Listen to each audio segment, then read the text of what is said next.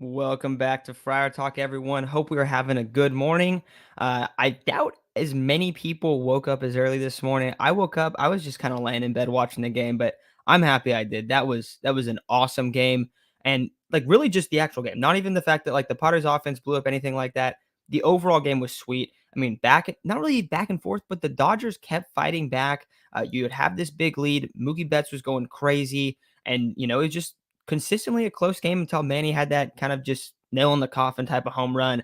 But overall, this was a sweet one. This was, yesterday I came on here and I talked about, hey, the big thing was that the offense wasn't performing. Like, forget about the Cronenworth error. The offense didn't perform. What do they do today? They come out and they put up 15 runs. I'm pulling up the box score right now, 17 hits, 15 runs.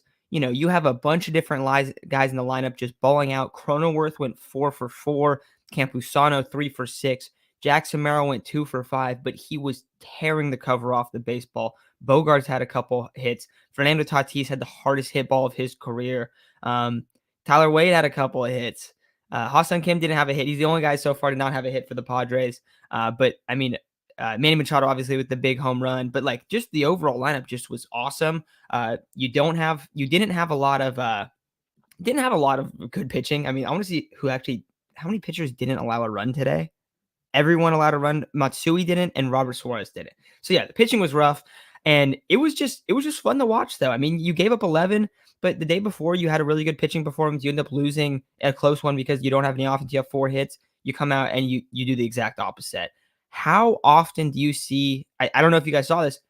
This is the first time the Dodgers have lost a game where they scored over 10 runs since 1999. So in the first time in my life that they've ever done that, which is pretty cool. Always got to love the obscure baseball stats. I'm a big fan of those. But yeah, I thought this was just a sweet game.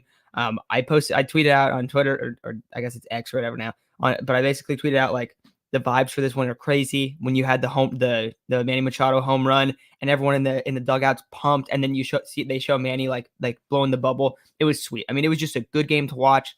I was half asleep the whole time, but it was still super fun. I was getting stressed though, man. Like I forgot how nerve-wracking watching baseball is because all of the pressure situations consistently, it's just over and over where you're just like, all right, well, there's 2 guys on, you're up by 3, and then they score a couple guys, and you're like, okay, it's 1-run lead. Okay, now it's a 2-run lead when they're consistently fighting back. But it was a fun game, man. I'm pumped the baseball's back. I'm honestly bummed. I mean, we have to wait another week until next Thursday for the true opening day, but it was a good one. A lot of things to unpack. Kind of the things that I'm thinking of right now. Definitely going to talk about Otani, Yamamoto on the Dodgers side. Mookie Betts is he's ridiculous. Max Muncy on the Dodgers side. Padres side, you're going to talk about Jake Cronenworth looking really good, what that can mean for the Padres. Jackson Merrill looking like he is ready. Obviously, just the overall offense and just kind of like how they're going to go about it. I think one thing that we can talk about that's kind of concerning is like the bullpen and like just the pitching in general, because the bullpens look pretty bad over the last like the 2 games. But remember, it's 2 games.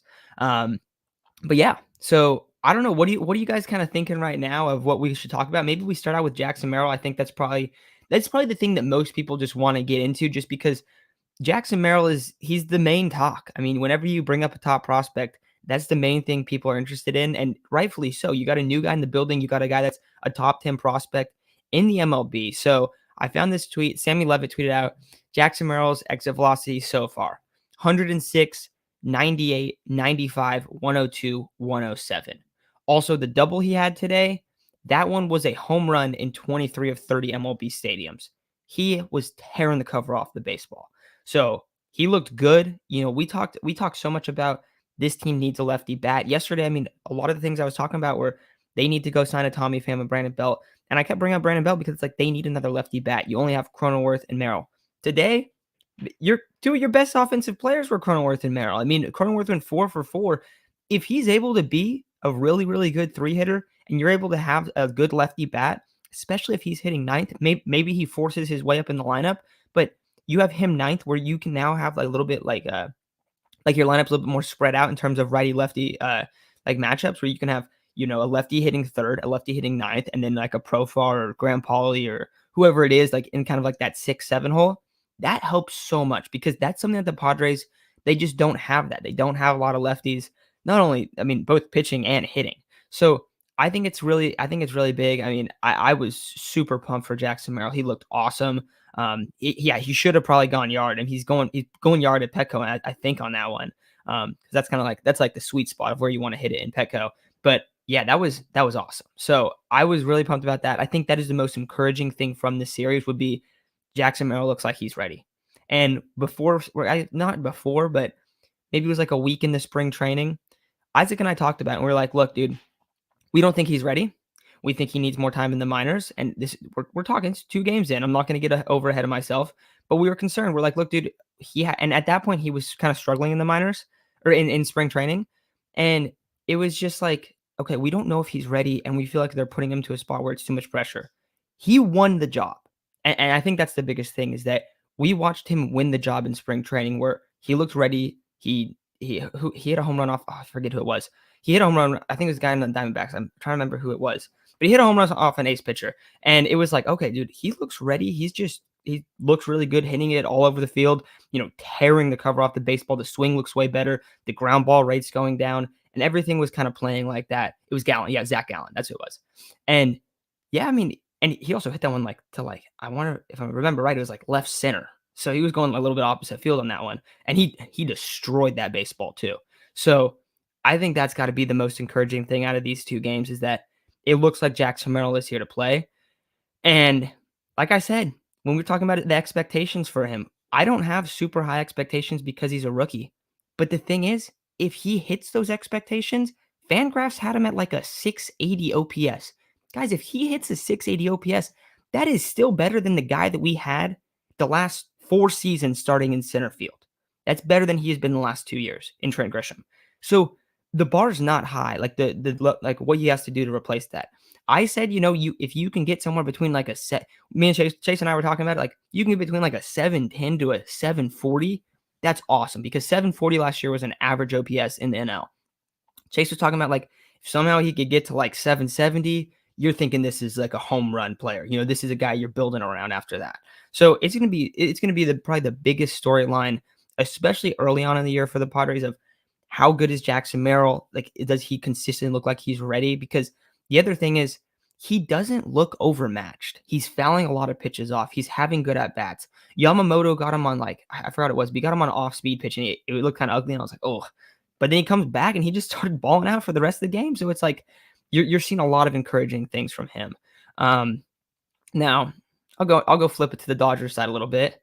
Obviously, we had the Otani drama last night, and I'll just say my piece on it. I won't talk a lot about the Dodgers, but I wanted to talk about it because this is crazy. The story is absolutely insane. Now, if we're being realistic, guys, Otani probably didn't gamble. Now, there's going to be more to this story. I know the MLB said he didn't. They're not investigating him. They're probably going to investigate him later because there's going to be a whole legal process of this. So it's not over. I know that was like a report this morning. It's not over. We're going to see a lot of stuff. But his translator, talk about fumbling the bag. His translator, it was just insane. So it's going to be one of the craziest stories I feel like we've seen in the past few years. But yeah, the Otani stuff is nuts. I mean, Otani slept at Angel Stadium and like sent all of his money back home to his mom. So I don't really think he's like a mafia guy, like in all this like crazy gambling stuff. But Twitter last night was absolutely hilarious. That was probably one of the funniest sports Twitter days I've ever watched. I was on my phone for like 2 hours just reading through tweets, just laughing. It was so funny. My roommate's a Dodgers fan, so we were just cracking up over and over about this stuff. So I don't really get mad about it. But it was just hilarious. I mean, the stuff, and I don't think I think ultimately he probably won't get suspended. Nothing will happen to him because it seems like he just was trying to bail out his buddy. That's what it seems like happened. But dude, I was just like, what? And I kind of like I was at work and I kind of heard the story and I was like, what's going on here?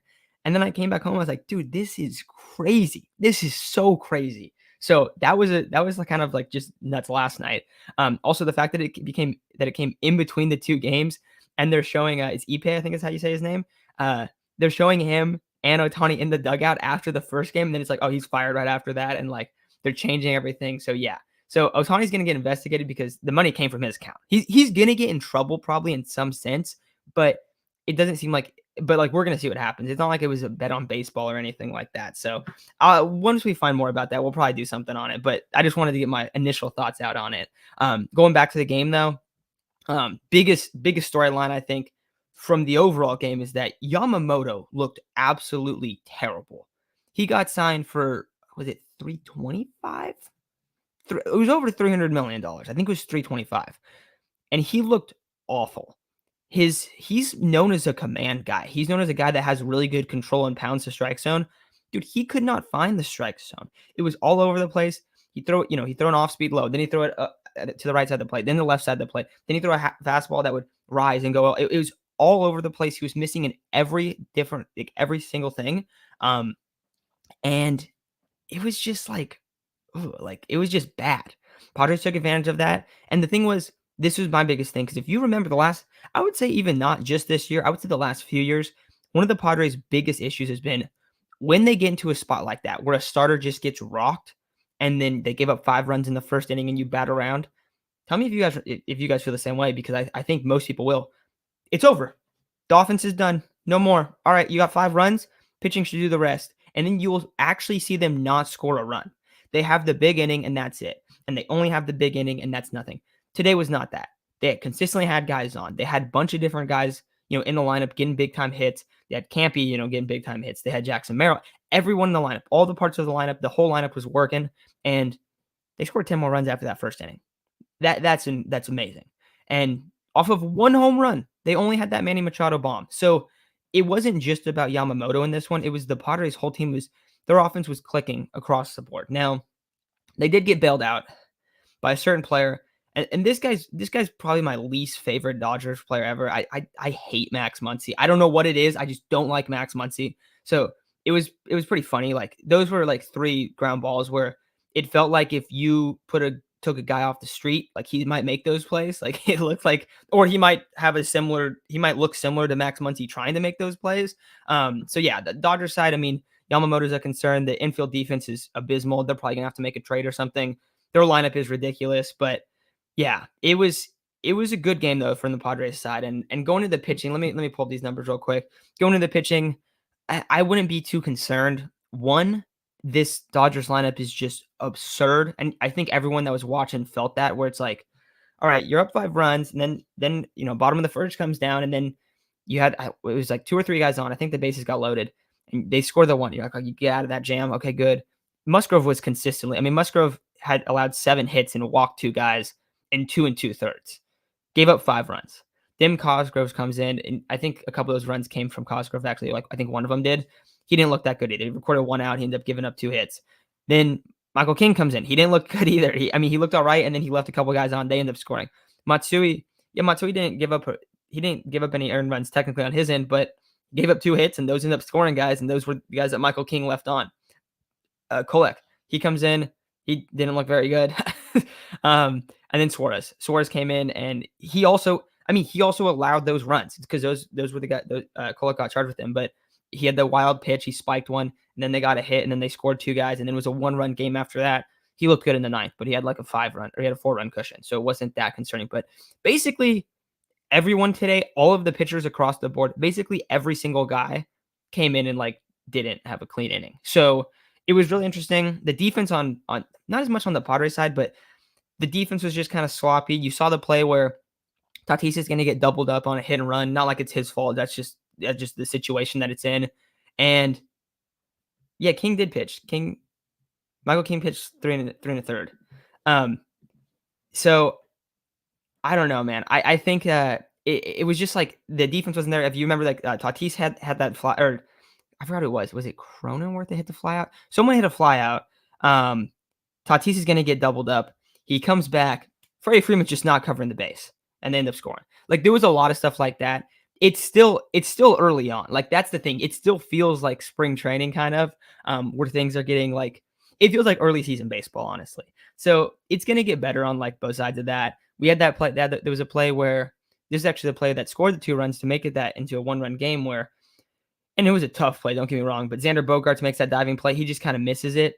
This is a couple months in the season. He might make that play. They might score. He might not throw him out, but he might be able to stop that ball. And it's just like, guys got to get a little comfortable. I mean, we see this every year where it's like, oh, that was a weird play. That was an ugly play. And you see that a lot. So there was a lot of that in this game. But yeah, I think I don't know, man. I think this was just it was really fun, dude. It was an awesome game. I was really happy that this one happened. I will say, I wish for baseball side, like just for the MLB fan base and everything, I wish this game would have happened yesterday. So everyone that woke up, because I bet you the numbers were better for yesterday's game. That one was kind of a snooze fest up until the very end of the game. Like nothing really happened. I wish that if people would have woke up like, oh, I'm gonna wake up at 3 a.m. or 6 a.m. or wherever you are, wake up super early, watch this game. Then they watch that boring game. They're like, okay, I'm not waking up the next day. If they would have woke up yesterday and then saw this game, they would have been like, dude, baseball is awesome. This is a sick sport. They would have been so pumped. So it was awesome. I think I wouldn't be concerned though about the pitching guys. I think it was just it's early on. It was a weird thing. People were talking about maybe the balls are juiced. There wasn't enough home runs, but the balls were getting absolutely laced. You never know. I mean, this is a primetime game. We know that MLB likes to do that and juice the balls up, but I mean, you had 2 home runs in this one. Now you also had Fernando hit a ball 117. The balls were just getting like absolutely lit up. So the exit velos in this game were ridiculous, but maybe that's the case. But it was really sweet to see. Trying to see what else were we looking at here? Muncie's just a bat, yeah. Can we talk about what the hell happened with the Xander violation? I don't know. Like, it looked like he wanted to call timeout. That's what they said, right? He wanted to call timeout. He's like, I didn't want to call timeout before, and there was still time left on the clock. The violations are like they're annoying, and that's also another early season thing. We saw that yesterday. They had 4 of them from the pitching side. Once, if you remember last year, that's how it was at first too. Like that's how it started. And then a little bit into it, they get comfortable. They remember, okay, this is the routine. It's like a play clock, it's like a play clock or shot clock or whatever. You get used to it and then they're back into it. A lot of those guys, especially like Xander or like Manny or some of these pitchers that have been around a while, Darvish, they're not used to that, dude. They've played 20 years of ball and they've never had to like deal with that. So it's a huge adjustment, especially for like the older vets, opposed to like the guys that have kind of like, you play high school, college, and you go to the minors and like stuff's adjusting. There's a lot of like small adjustments in the game. Like, okay, this is a new rule. This is a new rule.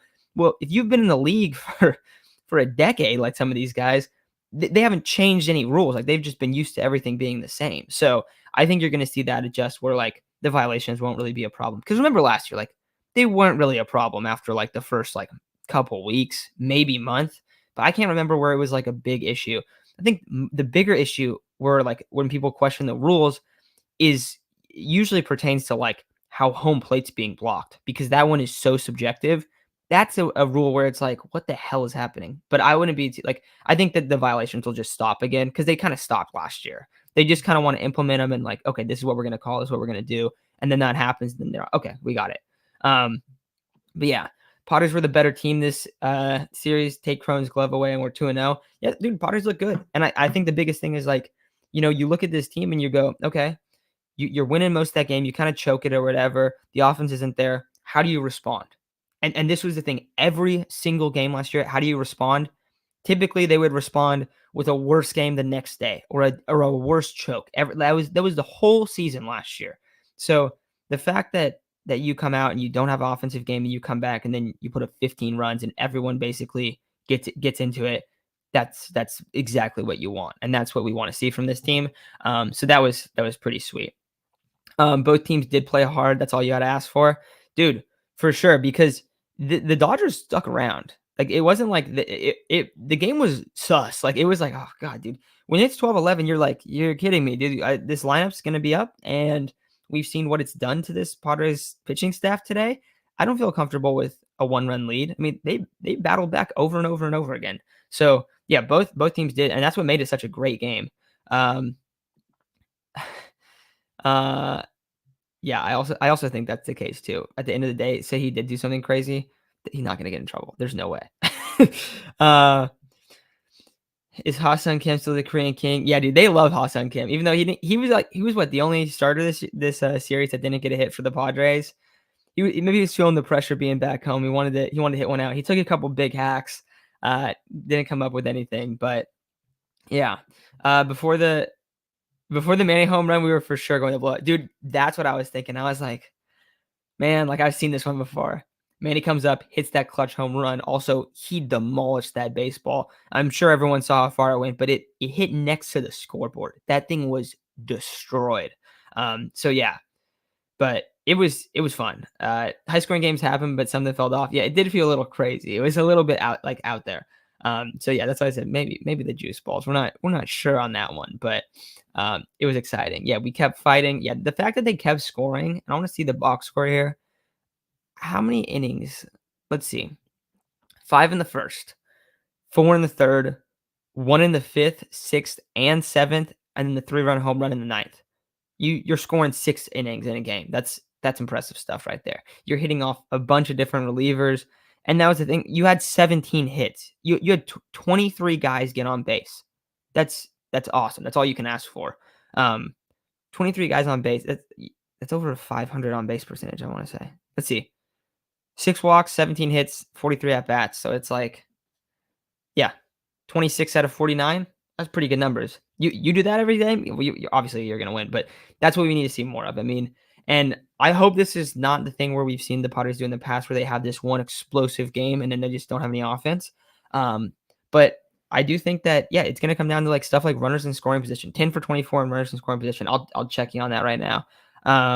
Let's see. Team run. Yep, 10 for 24.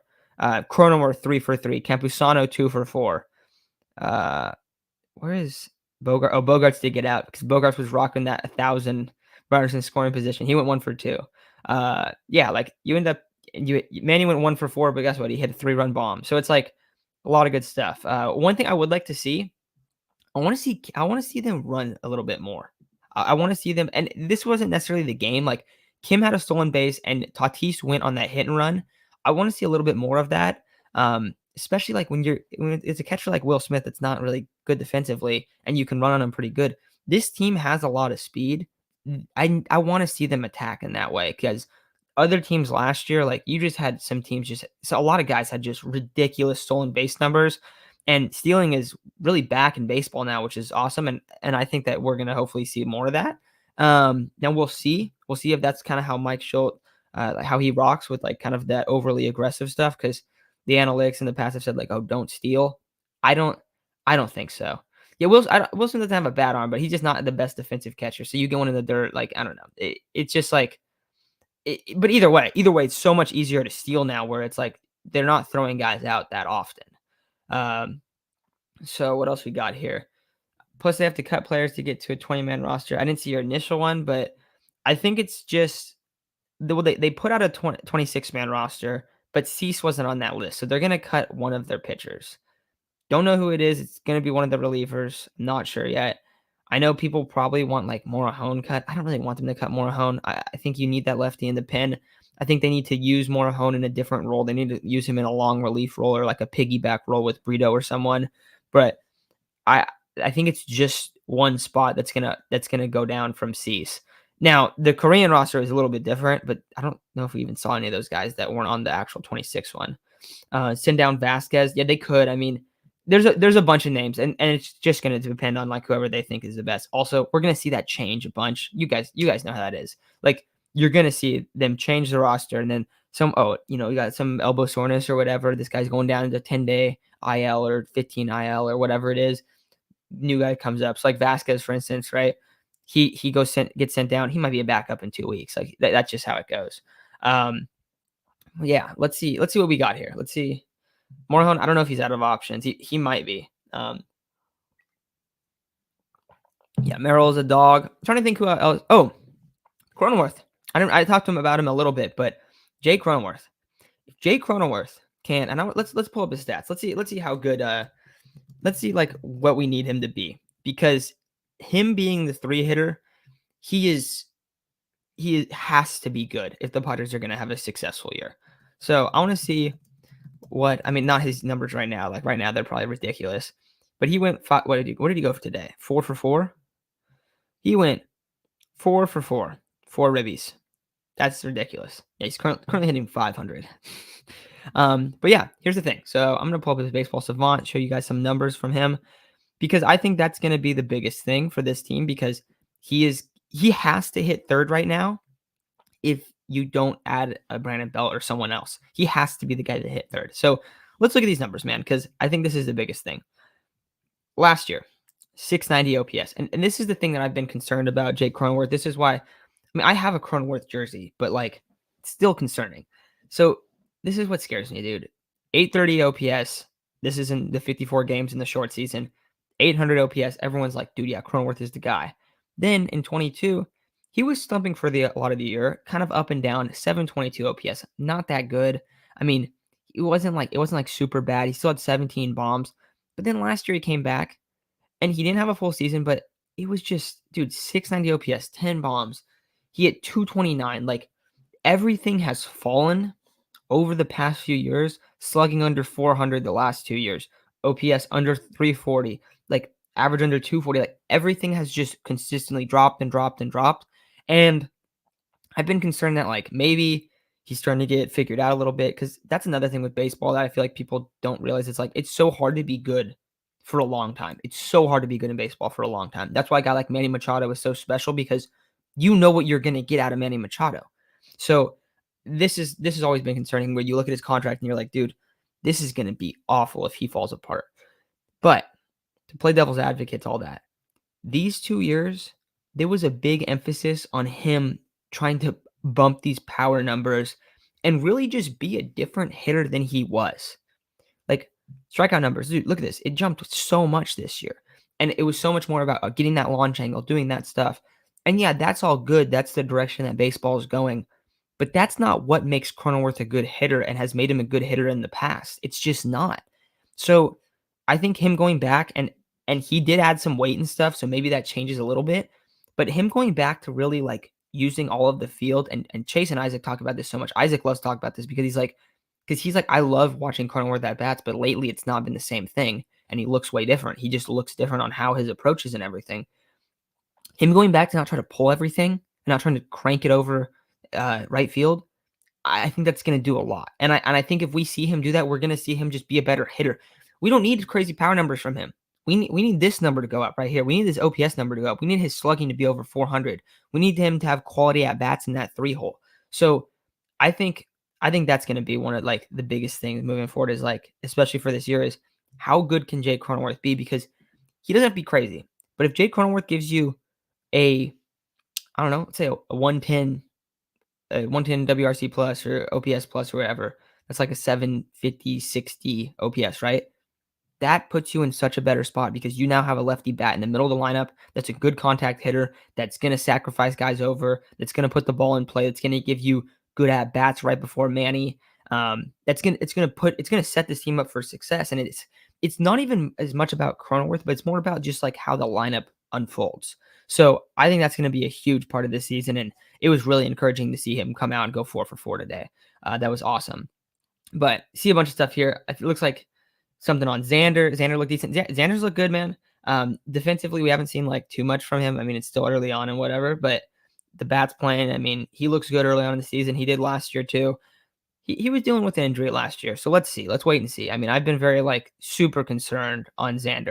Xander and Cronenworth are the two guys you're concerned about, because you sign them to big deals. They're more contact hitters. They had down years, and you're like, dude, what's gonna happen? Because we just saw what happened with a contact hitter that kind of fell apart in Eric Hosmer, and everyone just keeps thinking of that, like, oh, dude, these contact hitters AJ Preyor's gone after, like, they haven't looked good. Those two guys, if they're good, like, that lineup's gonna be a lot better. And it's also you're gonna see them on base a lot more. You're gonna get better pitches for the rest of the guys. It all unfolds so much better when you have a couple good contact hitters. So yeah, I mean, Cronenworth needs to be that 280, 18 to 20 home run guy like he was in 2020, like he was in 21. Even if he's not that, I still think that it'll be okay. Because 21, he had 21 home runs. He hit 266, so he didn't even hit 280. I mean, like, if he hits like a little bit, but he's getting on base a good amount, and he has a little bit of pop, and he's hitting a lot of doubles and stuff, that's still good. Uh, Talking about Campy, dude, Campy's awesome. He has one of the weirdest like just stances right now, though. That whole thing is weird. There was a side by side I saw of him in his 2-strike approach, and it changes a lot. It was pretty cool to see. If you end up finding that video, it's a good one to see. But I mean, Campy looks really good. I mean, the fact that Last year, you went into the season with Austin Nola, and he gave you like 100 average and like nothing offensively. And this year, coming with Campy, who just rips the ball. And even yesterday, like he didn't have a hit. He hit one. I think it was to the shortstop. I think it was with the double play. Maybe he just destroyed a baseball. He hits the ball so hard. So having him at the in the 6 or 7 spot, 6, 7, 8 spot in the lineup, he's a good hitter, dude. He's a good hitter. I'm so happy that he's starting to come. He's he's your everyday catcher now. That's huge. So you got him, and also like think about the youth movement. You got Campy, you got Merrill, you got Graham Pauly in the lineup. You got a young pitching core, like not core necessarily, but you got a lot of young guys in your pitching staff.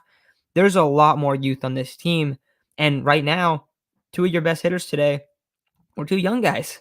It was Campy and it was Jackson Merrill. That's huge. That's huge, especially like those are cheaper contracts. If the Padres aren't going to be able to have a high payroll post Peter Seidler, like this is how they're going to win. They're going to have to do that. And the other thing is, you just have to do that anyways. All of the good teams have players that come in that are like supplemental players that are good like that. So I'm pumped, man. I'm pumped. The people are talking about when Salas comes up, Campy could be a first baseman. Campy could also just DH. I mean, he's a good enough bat to DH. That's the other thing. So maybe he moves to first base. We'll see. We'll see whatever. But yeah, Salas is going to be a little bit. I know everyone's super pumped. I mean, but he literally got comped as a Bryce Harper caliber prospect, which is insane. So I'm also super pumped for Salas, but it's not going to be like this year. Probably very earliest late next year. And even that is probably pushing it because he is a catcher, but maybe we see him up in like September call-ups or something like that. But yeah, man, I'm pumped about it. Who should play DH when Machado plays third? Brandon Belt. Brandon Belt against righties. But no, for real, I mean, it's just going to be kind of like everyone's going to be rotating in and out of DH at this point because that's why I still want them to add another bat. You add another bat, you have someone good there that can play like first, and then you can move Cronenworth around. It opens up the lineup a lot more. So I do still hope. I mean, even though the offense exploded today, I still do hope that they add something to the lineup because more bats, especially another lefty bat, will be huge for this team down the stretch. Tyler Wade actually looking kind of good, dude. Yeah, he has. He's had some good at bats. He had what I think he had 2 hits today. I want to say. Then they took him out. I mean, I think everyone wants to see Graham Pauly and Jose Azocar, or not Jose Azocar, sorry, Aggie Rosario playing that third. But Tyler Wade kind of has won that job, and they're going to keep rocking with him. Kind of reminds you of like Nomar Mazara, right? Like a guy like that comes in and looks pretty good for a while. We'll see what happens to him. But yeah, he's looked good through the first couple games. Had some decent at bats. Not the best fielding third baseman, but we got to keep in mind that we're a little spoiled. We get to watch Manny Machado play the hot corner, so it's like we don't see him make mistakes. So that's the difference. We also just watched Max Muncy have maybe the worst defensive performance I've ever seen in baseball. So, so on the flip side, it's like, okay, you're somewhere in the middle of that. But see what else we got here. Is Snell starting in the Giants Padres series? I would assume so. I would be pretty sure he was going to. Oh, maybe he's not ready yet. Okay, well maybe I don't know. Yeah. Oh, you just asked also how about Wade getting playing time over Pauly? Yeah, I mean I get why. Like I said, I think I said this yesterday, but I'd rather see Aggie and Pauly get reps if you're going like the cheaper route across diamond, and especially because Manny's gonna come back and play third base. But if Wade's putting up numbers, I mean, okay, you can't really complain with that. Like you are just trying to win in the MLB, but you also are trying to develop these guys too. So, and I mean they have subbed those guys in mid game. I think they'll continue to do stuff like that. It was interesting to see like how many substitutions and pitching changes and stuff we saw in this series. And I don't think that's going to stay the same. I think that'll slow down a little bit. I think it's more because guys are still getting loose. Guys aren't quite, in mid-season form yet. But maybe that's how Mike Schilt operates. Maybe he has a lot of substitutions, a lot of matchup dependent stuff, which I wouldn't be mad about. I like seeing that stuff. But yeah, I also kind of prefer giving the young guys a shot, even though Tyler Wade's still doing solid. Padres won't sign a full-time DH. Dude, they never really did until last year, and then it did not work at all. So I don't really know if they will either, but maybe if they did, and I'm going to keep bringing him up because he gets brought up all the time, but like Tommy Pham, like he could DH sometimes. I don't know. Also, Campy. I know people don't like having your DH as your catcher, but like, I don't know, dude. I would like to see Campy DH a couple times as well. So Yeah, that's kind of where I'm at here. People forget that the Padres refused to call up. Yeah, it wasn't. Yeah, exactly. People, when you're talking about Campy, it wasn't because he couldn't hit. He was balling out. It was because he was figuring out as a catcher, and also he doesn't look that bad defensively. Like, you guys tell me if I'm wrong, but is he perfect? No, he doesn't look like he's like that crazy. But with PitchCom coming in, it's a lot easier for like a game calling perspective, and he doesn't look like he's like getting crossed up or anything like that. Like, he looks fine. Like, he looks all right. So he looks like he also, like, that was a big report last year, was that he made drastic improvements defensively. So he's here to stay, man. He's going to be the starting catcher this year, and I'm happy about that. And I'm happy that, even though like a lot of people wanted Gary Sanchez back, I don't think it's the worst thing that they didn't go after him. Like, I think it's not anything against Gary Sanchez, but it's better that we see Campy develop and get more playing time. Higgy will play, he'll be your backup catcher or whatever, but he's not going to be the main guy. Yeah, Snell probably won't be ready. I mean, that's not a big surprise. Azokar, Merrill, and Tatis in the outfield is OP. That's pretty good. Profar's there for the vibes. The thing about Profar is, like, he's not the best hitter, but he does give you good at bats. So yeah. Cody said he went to school with Tyler Wade. That's pretty cool. Held him back in 8th grade for extra year of development. Dude, a lot of people do that. It seems to do pretty good for a lot of like athletes too, because you a little bigger and then you're just better naturally because you're a bigger kid then. Yeah. What else we got here, guys? I'll probably take off a little bit. I didn't realize I've been talking for like 40 minutes almost. But I'm just pumped, man. It was a great game. I mean, I woke up this morning and I watched the whole game in my bed. I didn't get up. I just watched it on my phone, but I was extremely tired. And I woke up, I'm watching it, I turn it on, and there's a guy, and Bogarts is on first. I'm like, all right, cool, Bogarts got on. And then I think Tatis gets hit, and then it was just the implosion of the first inning. It's like, oh, let's go. Like, I was super pumped. And then I kind of expected it to not really have that much go on after that. Like, okay, 5-run lead, whatever. Padres offense will probably slow down. Let's just have Musgrove come and settle down. Musgrove doesn't look good either. And then no one really looks good from a pitching perspective on either team. And it's just a battle back and forth, back and forth. Padres get a lead, they extend it. Okay, then the Dodgers come back, make it a 1 or 2 run game. Okay, then the Padres get another lead extension. Okay, then they come back, like, over and over and over. It was sweet. It was really fun to watch. I woke up and I almost was like, dude, I'm gonna go back to bed. And I was like, whatever. I'll turn it on. If I fall asleep, whatever. Stayed up the whole time. Maybe I dozed off a little bit, but like I was up for the whole game, so it was fun. Yeah, Muncy is terrible on defense. Profar could DH. I do not want Profar to DH. That is a bad DH. But he probably will once in a while. He's a switch hitter, yeah. So you're gonna just see the DH spot rotate unless they sign a guy. That's why I want to sign a guy, because it's a spot where you can get an advantage. Like, you can get such an advantage in your lineup, and the Padres are yet to have like a really good first base DH combo of bats. It goes a long way in your lineup if you have that. So I still really want them to do that. I still really want them to go that route. Am I going to be in San Diego for opening day, Matt? No, I'm not going to be there. I'll be out here. I don't know. Isaac might be. We'll see. ESPN blocked access, so I can only listen to the radio. Dude, you gotta find one of those illegal stream sites, man. That's how I usually watch the games. Yeah, how do they have it? Having a blackout in Korea is just stupid. Because I did see that they had that in San Diego, which is really dumb. What else we got? JD Martinez, that's another option too. I don't mind that. Yeah. Jackson Merrill looks solid. Biggest takeaway. I think that is. But yeah, guys, I think I'm probably gonna take off, get going with my morning. Thank you all for hopping on though. I think I'll double check. I'll put something up. I think we'll probably go live Sunday night, and then get some stuff out. Got baseball next week. Exciting. Got March Madness starting today. We got March Madness in like an hour. Let's go. So yeah, good sports week. I mean, sports are back. The last month has been really boring, man. Post Super Bowl, also it's depressing for me because the Niners lost, but post Super Bowl, it gets a little rough for a while. So I'm pumped that we got some stuff going on. San Diego State plays tomorrow. Then you got the second round this weekend. So yeah, you got college basketball all weekend, and then we got baseball starting on Thursday. It's a good time. Sports are back. I love this like little March turn of like, okay, now we're back in the mix of it. And then it'll slow down in the summer, and then fall time is the best sports time there is. So yeah, I'm excited. But yeah, thank you guys all for hopping on. I'll be back. Hit the plus, subscribe if you're not subscribed, do all that stuff. Yeah, we'll be going out. We're also planning to have like a pretty consistent schedule once the season starts, because now we're all kind of bouncing around jobs for a while. Now we're kind of all settled in, which is nice. And so we're kind of making some plans and stuff. But hit subscribe if you're listening. Yeah, appreciate it. I think I said before, but if we hit 3,000 subscribers, I'll give $100 to someone. So half of the people that listen aren't subscribed. So if you guys subscribe, you will hit 3K. But we got like a week, so we'll see if that goes down. But thank you all for listening. See y'all later. Have a great rest of your day. Go Padres. It was an awesome game today.